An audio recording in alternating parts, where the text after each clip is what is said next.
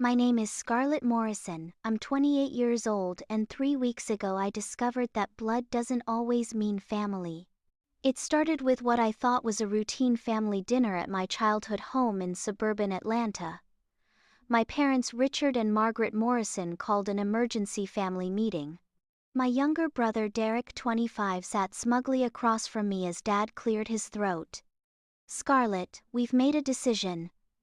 You need to transfer the deed of your house to Derek immediately. He's getting married next month and needs a proper home for his new family." The silence that followed felt like a knife cutting through my heart. What happened next would expose decades of favoritism, manipulation, and a family secret that would turn everything upside down. But before we dive into this wild journey of family vengeance, I want to know, where are you watching from? Drop your location in the comments. And if you're ready for a story that'll make you question everything about family loyalty, smash that like button and hit subscribe, because this tale of justice served cold is going to blow your mind.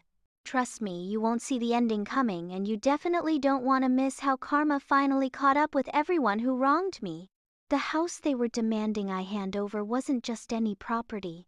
It was a beautiful 3-bedroom colonial I'd purchased 2 years earlier with my own money, every single penny earned through 16-hour workdays as a software engineer at a Fortune 500 company. I'd scrimped and saved for 5 years, living in a tiny studio apartment, eating ramen noodles and working weekends to afford the down payment. "You can't be serious," I said, my voice barely above a whisper. "That's my house. I bought it with my own money." Mom's expression didn't change. "Derek needs it more than you do. You're single, you don't need all that space. He's starting a family with Jennifer." Derek leaned back in his chair, arms crossed, that familiar smirk playing on his lips. "Come on, Scar. Be reasonable. Jennifer fell in love with your place when she saw it. It's perfect for us." "So buy your own house," I shot back, standing up so quickly my chair scraped against the hardwood floor. "With what money?" Derek laughed. "I just graduated college 6 months ago. I'm working part-time at Dad's dealership. Besides, family helps family, right?" The irony wasn't lost on me. Derek had spent 4 years partying his way through college on Mom and Dad's dime while I worked full-time to pay for my own education. He'd been handed every opportunity, every advantage, while I'd fought tooth and nail for everything I'd achieved. "This is insane," I said, looking between my parents. "You're asking me to give away a $400,000 house because Derek wants it?" Dad finally spoke up, his voice carrying that tone of authority he'd used throughout my childhood. "We're not asking, Scarlett. We're telling you. This is what's best for the family."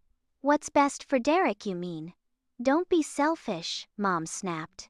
"You've always been so stubborn, so unwilling to help your brother. He needs this fresh start." I felt like I was living in an alternate reality. "Fresh start? He's 25 years old. When do I get to stop subsidizing his life?" "That's enough," Dad said firmly. "We've made our decision. You have 1 week to arrange the transfer." The room fell silent, except for the ticking of the grandfather clock in the corner, the same clock that had counted down the seconds of my childhood, marking all the times I'd been overlooked in favor of their precious son. Derek's girlfriend Jennifer, who'd been quietly sitting in the living room, finally joined us in the dining room.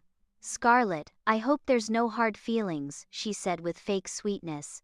"We just really love your house. The kitchen is exactly what I've always dreamed of."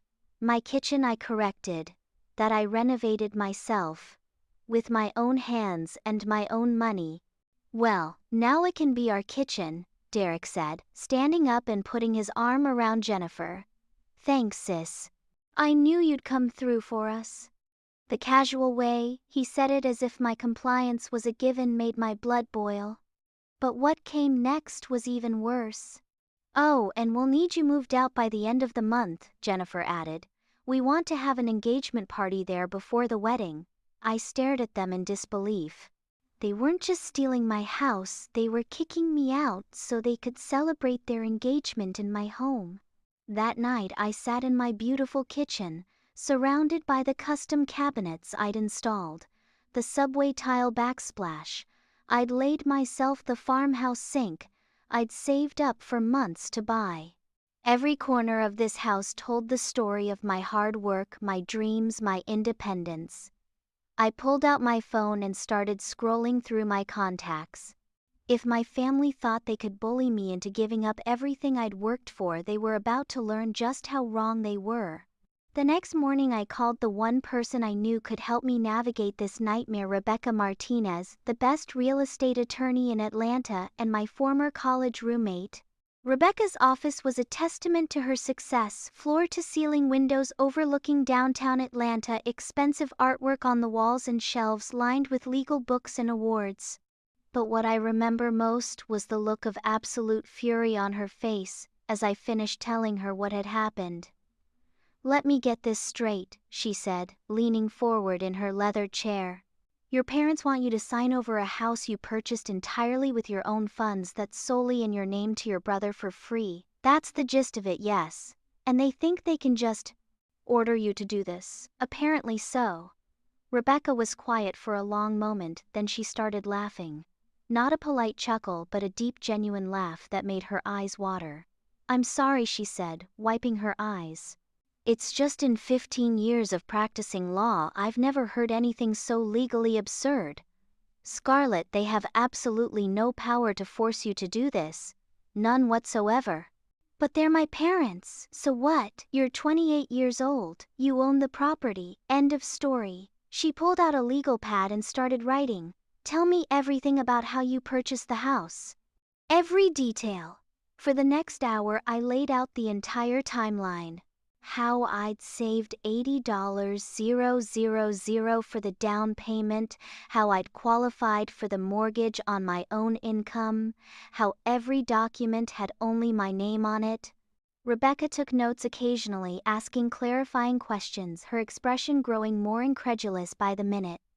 "Scarlett, this is actually fascinating from a legal perspective," she said when I finished. "What your family is attempting is essentially extortion. They're using emotional manipulation and family pressure to try to coerce you into signing over property that's legally and solely yours. So what can I do?" "Several things. First, we document everything. Every conversation, every text message, every demand they make. Second, we make it crystal clear to them that you will not be transferring any property. And third," she paused, a mischievous glint in her eye, "we let them dig their own graves." "What do you mean? If they keep pushing this, if they escalate their demands or start involving other family members or friends to pressure you, they could actually be opening themselves up to legal consequences. Harassment, attempted fraud, maybe even more, depending on how far they're willing to go." I felt a weight lifting off my shoulders for the first time since that awful dinner. "So I don't have to give them my house?" "Absolutely not. And Scarlett, I'm going to help you make sure they understand that in terms so clear even they can't misinterpret them." That afternoon Rebecca drafted a cease and desist letter that was a work of art. It politely but firmly explained that I would not be transferring any property to Derek or anyone else, that any further attempts to pressure me would be considered harassment, and that all future communication regarding this matter should go through her office. We hand-delivered it to my parents' house that evening. Dad answered the door, his face darkening when he saw Rebecca in her business suit standing beside me. "What's this about?" he demanded. "Legal representation," Rebecca said smoothly, handing him the envelope. "Miss Morrison has retained my services regarding your family's recent property demands." I watched Dad's face turn red as he scanned the letter. "This is ridiculous, Scarlett. You're involving lawyers in a family matter. You made it a legal matter when you demanded I sign over my property," I replied. "This is me protecting what's mine." Mom appeared behind Dad, and when she saw the letter, her reaction was even more explosive. "How dare you? After everything we've done for you, this is how you repay us." "What exactly have you done for me?" I asked. The question hung in the air, heavy with years of unspoken resentment. Derek's car pulled into the driveway just then, and he and Jennifer got out, clearly expecting to continue planning their takeover of my house. When they saw Rebecca and realized what was happening, Derek's face went through several shades of red. "Are you kidding me right now?" he yelled. "You're actually going to fight us over this?" "I'm going to fight for what's mine," I said calmly, "which is my house that I paid for." "We'll see about that," Derek snarled. "Family is family, Scarlett. You can't lawyer your way out of doing what's right." Rebecca stepped forward. "Actually, Mr. Morrison, family doesn't give anyone the right to make demands on property they don't own. I suggest you read that letter very carefully." As we walked back to Rebecca's car, I could hear them arguing loudly in the driveway. For the first time in years, I felt like I had some control over my own life. But I had no idea that their next move would reveal a secret that would change everything I thought I knew about my family. 3 days after we delivered the cease and desist letter, my phone started ringing at 6 a.m. It was my Aunt Patricia, my dad's sister, and she sounded frantic. "Scarlett, honey, we need to talk. Can you meet me for coffee this morning? It's important." Patricia had always been my favorite relative, the cool aunt who remembered my birthday, who asked about my job, who treated me like an actual person instead of just Derek's sister. If she was calling this early, something was seriously wrong. We met at a small cafe downtown and I could see the stress written all over her face. She'd aged years in the past few days. "Aunt Pat, what's going on?" She took a deep breath, her hands shaking slightly as she wrapped them around her coffee cup. "Scarlett, there's something about your family situation that you need to know." "Something I probably should have told you years ago." My heart started racing. "What kind of something?" "It's about Derek. About why your parents have always treated him so differently."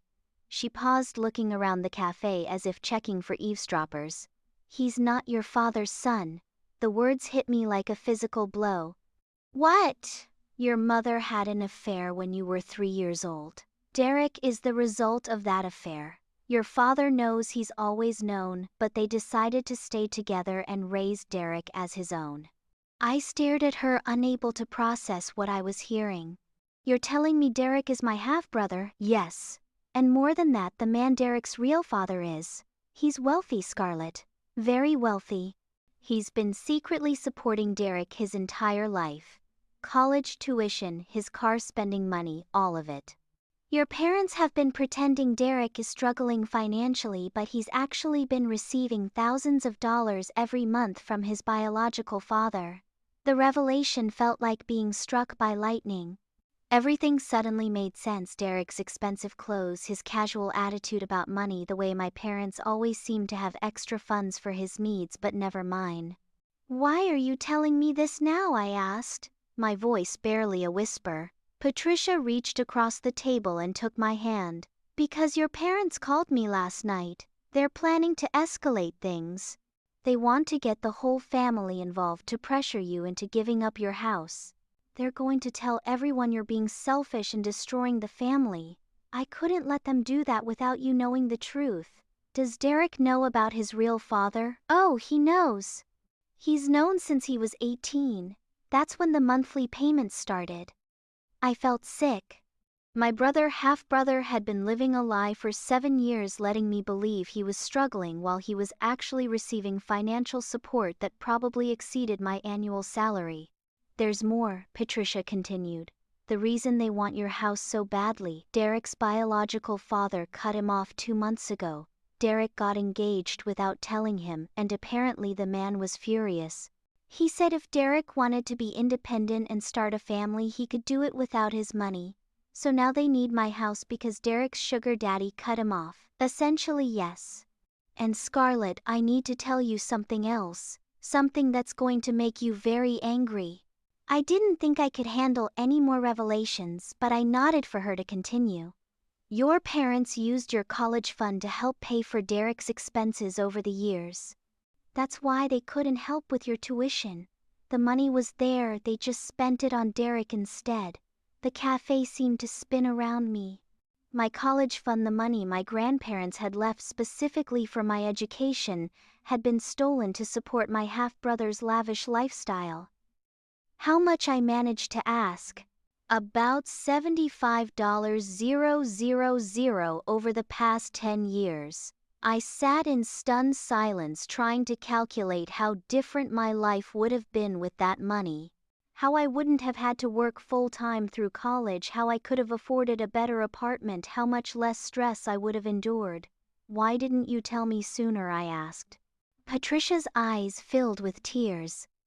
"I was a coward. I was afraid of breaking up the family. But watching them try to steal your house, the house you worked so hard for, I couldn't stay silent anymore." Right there in that cafe, surrounded by the morning rush of business people getting their caffeine fix, I made a decision that would change everything. I wasn't just going to protect my house, I was going to make sure everyone learned the truth about the golden child and his web of lies. I pulled out my phone and called Rebecca. When she answered, I could hear the surprise in her voice. "Scarlett, everything okay, Rebecca? I need to see you immediately. And I need you to bring everything you know about fraud, embezzlement, and financial abuse. We're not just protecting my house anymore, we're going to war. I'll clear my schedule. Come in now." As I hung up, Patricia looked at me with a mixture of admiration and concern.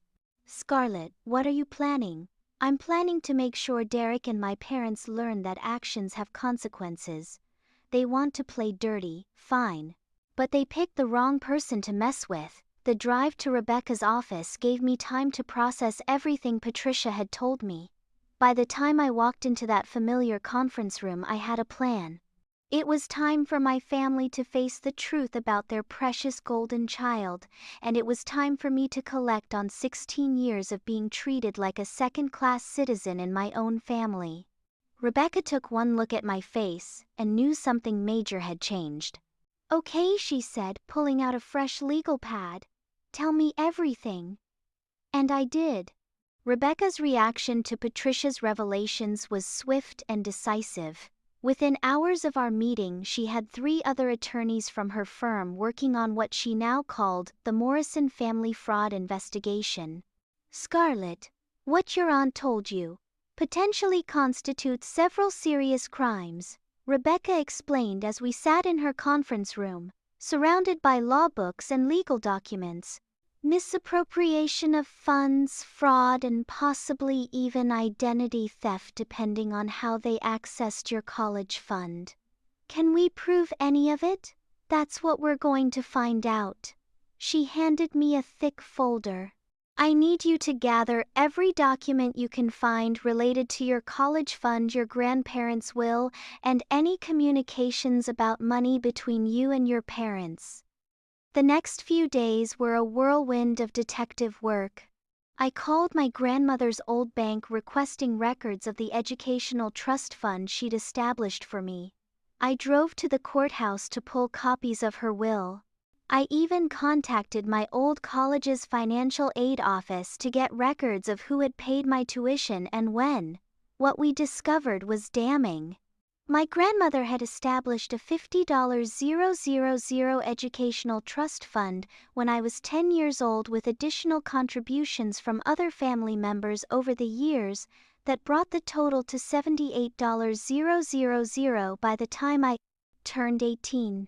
According to the bank records, my parents had been named as trustees with explicit instructions that the money was to be used only for my educational expenses. Instead, they had systematically drained the account over 7 years, making withdrawals that coincided exactly with major expenses in Derek's life: his spring break trips, his new car, his fraternity dues, even his graduation party. "This is textbook embezzlement," Rebecca said, spreading the bank statements across her desk. "They were trustees of funds specifically designated for your education, and they used that money for unauthorized purposes." But the smoking gun came from an unexpected source. Patricia had mentioned that Derek's biological father was wealthy, but she hadn't told me his name. It took Rebecca's investigator exactly 3 days to figure out who he was, and when she told me, I nearly fell out of my chair. "His name is William Hartwell," she said. "He owns Hartwell Industries, the largest construction company in the Southeast, worth about $200 million. I knew that name. Everyone in Atlanta knew that name. Hardwell Industries had built half the skyscrapers in downtown Atlanta. And here's the interesting part, Rebecca continued. I had our investigator dig a little deeper. William Hartwell has been paying Derek $5,000 a month for the past 7 years. That's $420 total support. Derek has received almost $500,000 from his real father. And my parents are demanding I give him my house because he's struggling financially. It gets better. Or worse depending on how you look at it. Rebecca pulled out another document. Derek also has a trust fund from Hartwell worth $2.3 million. It becomes accessible when he turns 30. I sat in stunned silence. My brother, the brother who had spent our entire lives being the struggling one, the one who needed help, the one who deserved special treatment, was secretly a multimillionaire. There's one more thing, Rebecca said gently. The investigator found social media posts and financial records showing that Derek and Jennifer have been looking at houses in the $800,000 range. They're not interested in your house because they need it, they want it because they're cheap and entitled. That evening, I called Patricia and asked her to meet me again.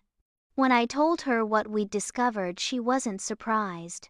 I knew about the trust fund, she admitted. But I didn't know about the monthly payments or how much money was involved. Patricia, I need to ask you something and I need you to be completely honest. Of course. Did you know they stole my college fund? She was quiet for a long moment. I suspected. When you were working so many hours in college, when you had to take out all those loans. I asked your father about it once.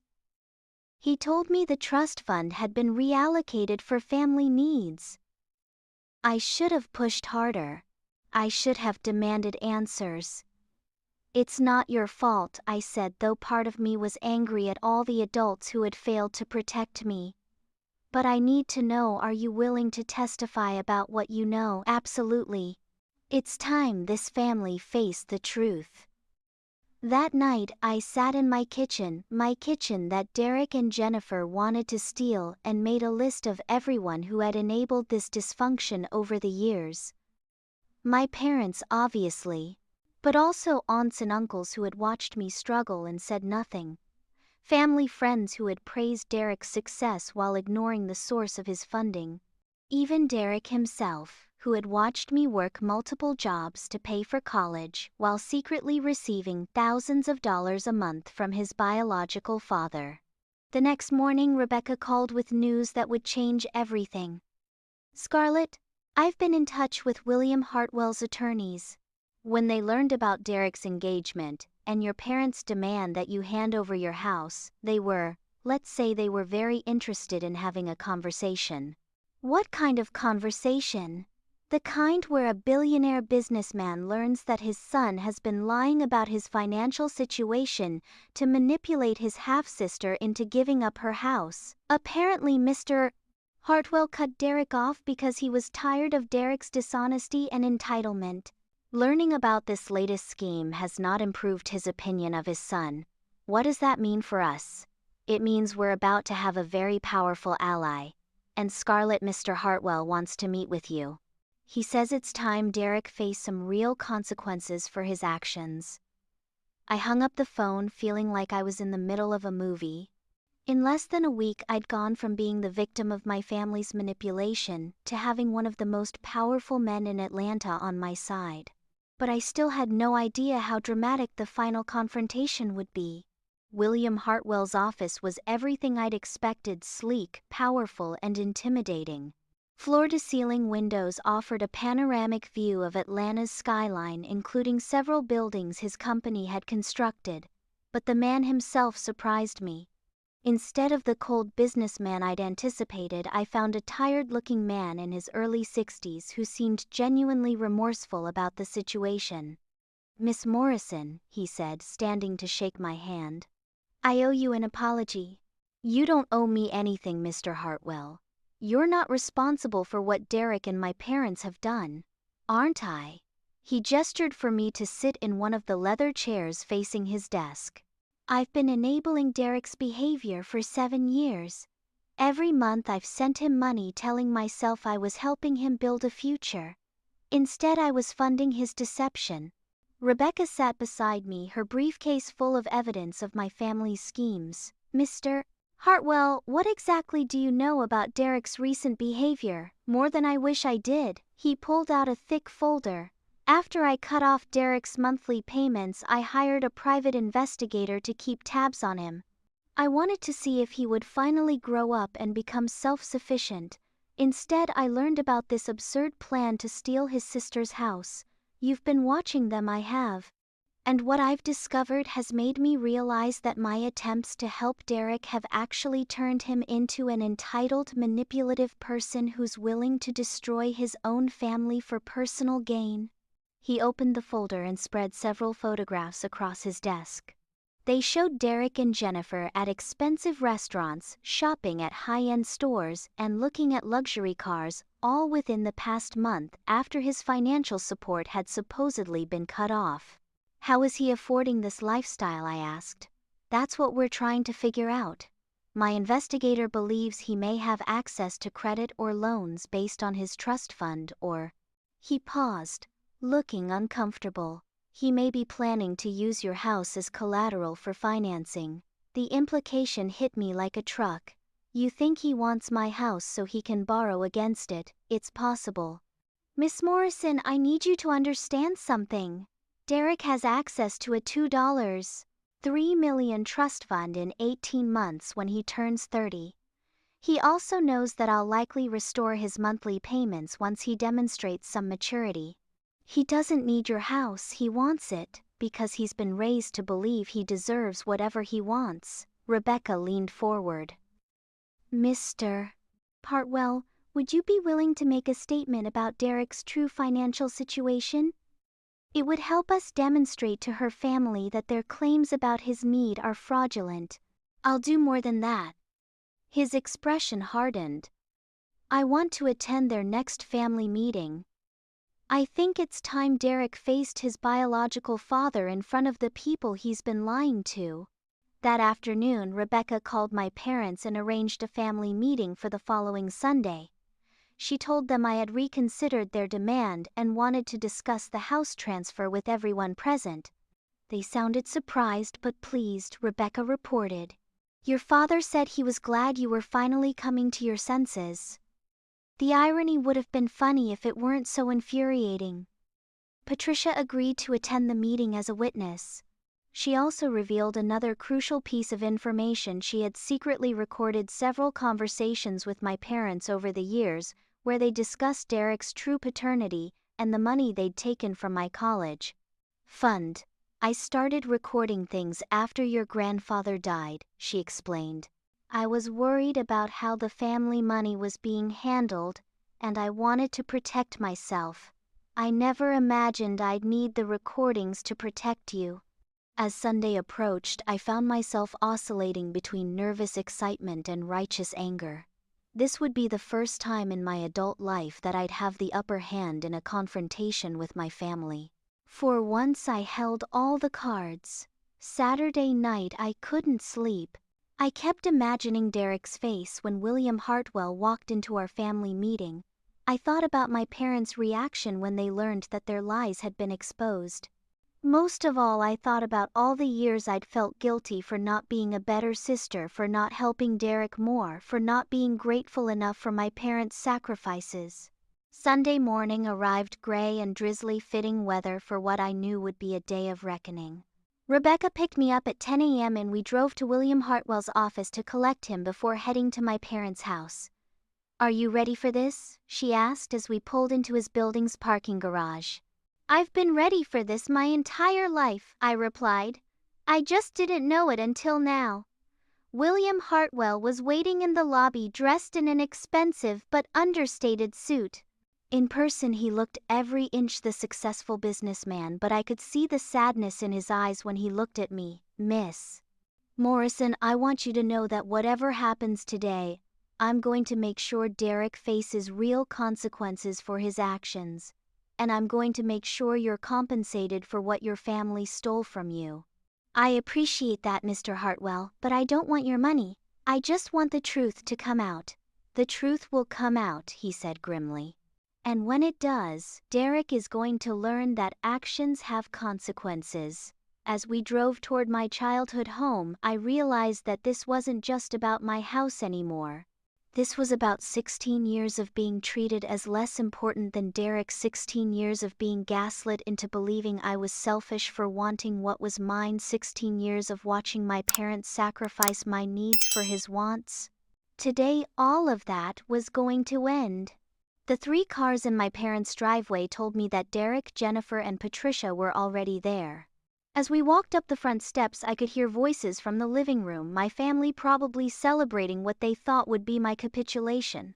Rebecca rang the doorbell, and when my father opened the door, his welcoming expression immediately shifted to confusion as he took in our group. "Scarlett, who are these people, Dad?" I said, stepping past him into the house. "Meet my lawyer Rebecca Martinez and Derek's biological father William Hartwell. We're here to discuss the house." The silence that followed was deafening. The living room felt smaller than I remembered as all eyes turned toward our unexpected group. Derek was sitting on the couch next to Jennifer, his arm casually draped around her shoulders, both of them wearing expressions of smug anticipation. My mother sat in her favorite armchair, and Patricia was positioned near the window, her phone discreetly placed where it could record everything. The transformation on Derek's face when he saw William Hartwell was immediate and devastating. The color drained from his cheeks, his mouth fell open, and his arm dropped from around Jennifer like he'd been electrocuted. "Derek," William said, his voice carrying the authority of a man who'd built an empire from nothing, "I think we need to have a conversation." "What? What are you doing here?" Derek stammered. My father looked back and forth between them, confusion evident on his face. "I'm sorry, but who exactly are you?" "I'm William Hartwell," he replied, extending his hand to my father. "Derek's biological father." The silence that followed was so complete I could hear the grandfather clock ticking in the hallway. My mother's face went white and my father's hand hung suspended in the air as he processed what he'd just heard. Jennifer was the first to speak. "Derek, what is he talking about?" Rebecca stepped forward, her briefcase in hand. "Perhaps we should all sit down. We have quite a lot to discuss." For the next hour we systematically dismantled every lie my family had built their manipulation on.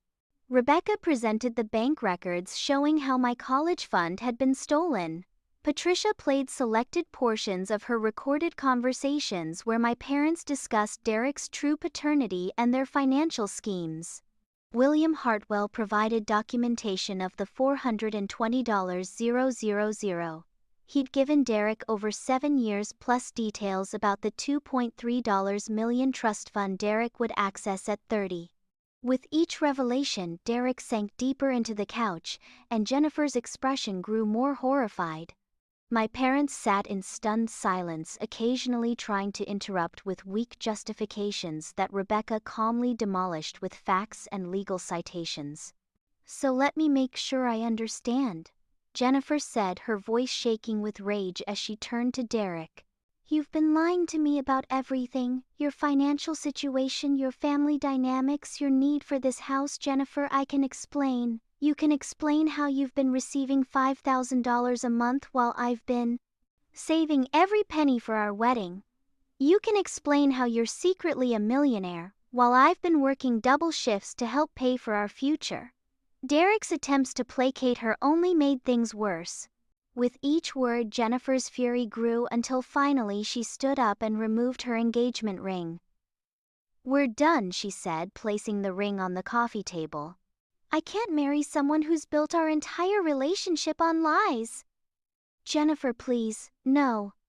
She turned to face my parents. "And you two are just as bad.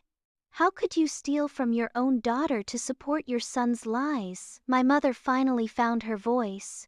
"You don't understand the complexity of this family situation." "I understand perfectly," William Hartwell interrupted.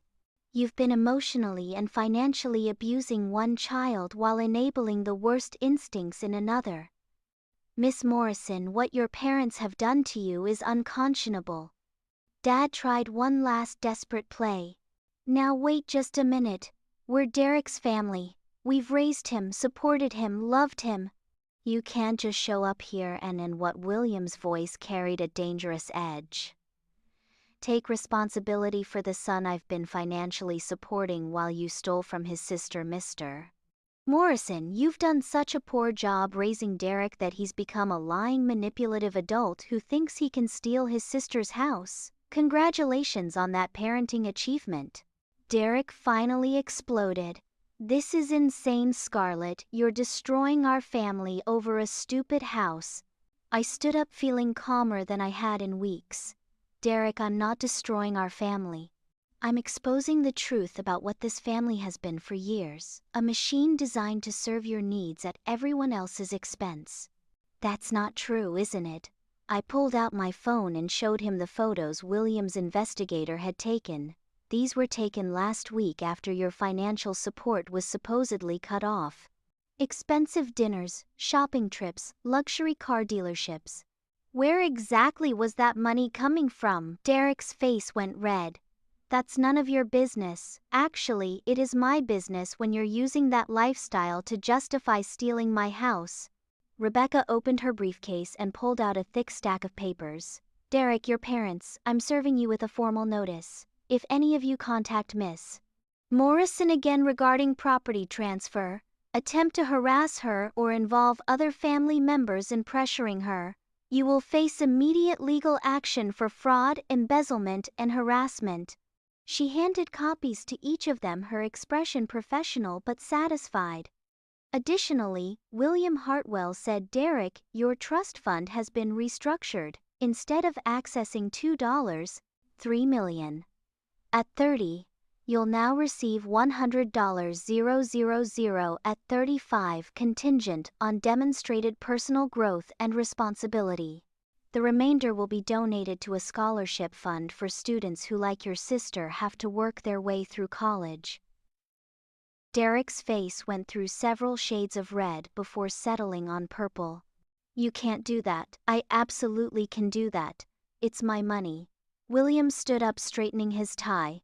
Miss Morrison, I'd like to offer you something. Not charity but justice. I'm prepared to compensate you for the college fund that was stolen from you, plus interest, plus damages for the emotional distress you've endured. It won't undo the years of mistreatment, but it might help you build the future you deserve. I looked around the room at my family, my parents sitting in shocked silence. Derek seething with impotent rage. Jennifer heading for the door with her dignity intact. For the first time in my life, I held all the power in this room. Mr. Hartwell, that's incredibly generous, but I don't need your money. What I needed was for the truth to come out, and that's happened. I turned to my parents. What I need now is for you to understand that your favoritism and manipulation have consequences. You've lost a daughter today, and you've raised a son who just lost his fiancée because he learned to lie from experts. Patricia stepped forward and hugged me. Scarlett, I'm proud of you. Your grandmother would be proud of you too. As we prepared to leave, Derek made one last desperate attempt. Scarlett, please. We're family. We can work this out. I paused at the door and looked back at him. Derek, we've never been family. We've been a hierarchy with you at the top and me at the bottom. But that's over now. Walking out of that house felt like shedding 28 years of emotional baggage. The gray morning had given way to brilliant sunshine, and for the first time in years I felt genuinely free. 6 months later, Derek moved back in with our parents after losing his part-time job and his apartment. Jennifer married a teacher she met at the gym, a genuinely kind man who appreciated her work ethic and honesty. William Hartwell and I developed an unlikely friendship. He often says I'm the daughter he wishes he'd had. My parents and Derek sent a few apologetic texts over the months, but I never responded. Some bridges once burned aren't worth rebuilding. And my house, it's still mine, every beautiful inch of it. I've added a home office where I run my own consulting business, and I'm planning to expand the garden this spring. Every morning when I wake up in my master bedroom, I'm reminded that standing up for yourself isn't selfish, it's necessary. So here's my question for all of you who've stuck with me through this journey. Have you ever had to choose between family, loyalty, and self-respect? Have you ever had to set boundaries with people who claimed to love you but treated you like you didn't matter? Drop your stories in the comments. I read every single one, and I want you to know that you're not alone in these struggles. If this story resonated with you, smash that like button and subscribe for more real-life drama and justice-served moments. Share this video with anyone who needs to hear that it's okay to fight for what's yours even when family tries to convince you otherwise. Thank you for joining me on this wild ride of family vengeance and justice served cold. Remember, blood may be thicker than water, but self-respect is thicker than both. Sometimes the most loving thing you can do for toxic family members is to show them that their behavior has consequences. Until next time, keep standing up for yourselves, and remember, karma doesn't always come quickly, but when it arrives, it's usually wearing designer shoes and carrying legal documents.